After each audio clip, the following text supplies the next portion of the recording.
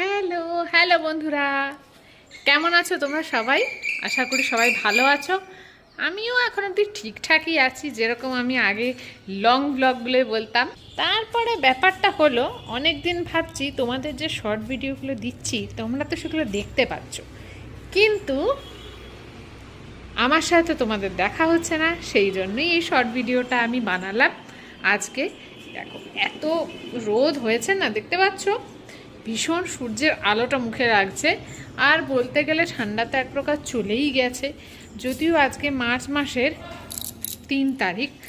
তো এর আগের বছর কী হয়েছিল, অনেক দিন পর্যন্ত ঠান্ডাটা ছিল, কিন্তু এবারে যা অবস্থা, মানে একদম কটকটে রোদ। ঠিক আছে।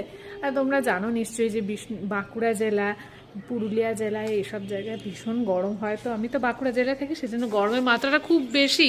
তো ভয় লাগছে পরে কি হবে।